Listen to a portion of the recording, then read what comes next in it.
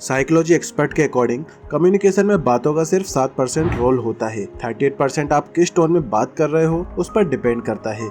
रहा आपकी पर्सनालिटी का 55% आपकी बॉडी लैंग्वेज से पता लगता है। इसलिए हम क्या बोल रहे हैं उससे कई ज्यादा इम्पोर्टेंट हमारा ये सीखना है कि हम किस तरह से बोल रहे हैं। तो दोस्तों, हम आपके साथ the definite book of body language में से 5 ऐसे लेसन शेयर करेंगे जो आपकी बॉडी लैंग्वेज और कम्युनिकेशन स्टाइल को इम्प्रूव कर देगा, ताकि आप कभी भी किसी से भी कॉन्फिडेंटली बात करने की कला में माहिर बन सके। So number 1, understanding the basics.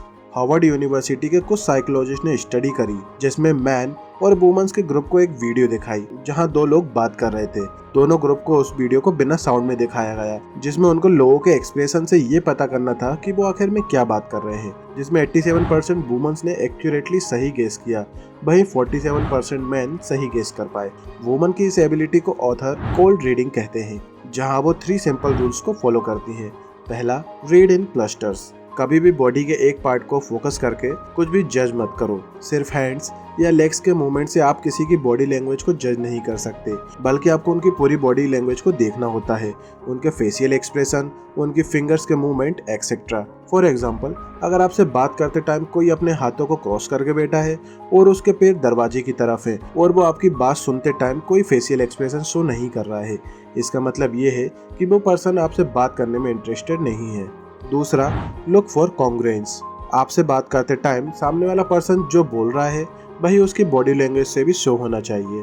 जब उनकी बातें उनकी बॉडी लैंग्वेज से शो होती हैं तो उसे कॉन्ग्रुएंस कहते हैं, क्योंकि कई बार लोग कुछ और बोल रहे होते हैं और उनकी बॉडी लैंग्वेज कुछ और शो कर रही होती है। जैसे अगर कोई बोल रहा है कि वो ठीक है पर उनकी टोन में सैडनेस या एंगरनेस शो हो रहा है और उनकी बॉडी एंसियस लग रही हो, तो साफ पता चलता है कि वो झूठ बोल रहे हैं। तीसरा, read in context. Body language ठीक करने का सबसे इम्पोर्टेंट रूल है कि आप आसपास के एनवायरनमेंट से ही किसी को जज करें, ताकि आप उनकी बॉडी लैंग्वेज को गलत ना समझ लें।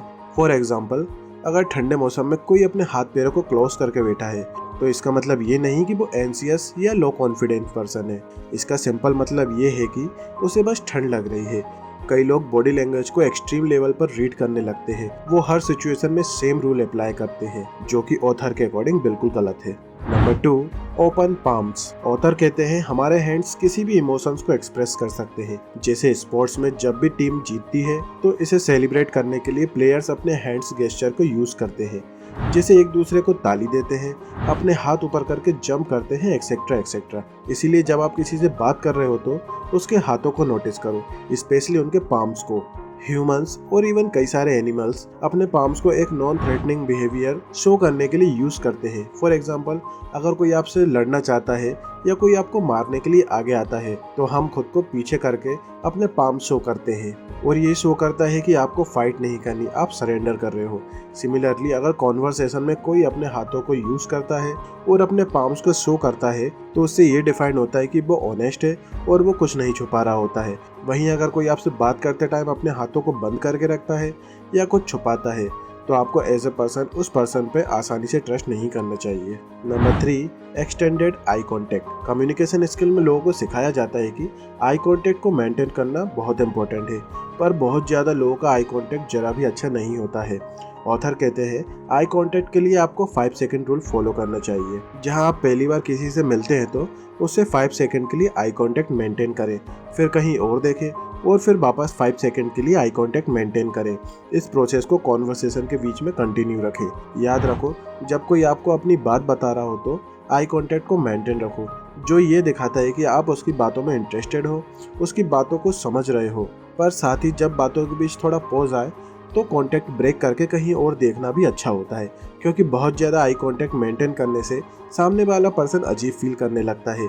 उसे लगता है कि आप उसे बहुत ज़्यादा ऑब्जर्व कर रहे हो या फिर आप उसे हर्ट करना चाहते हो। Number 4, touching their face.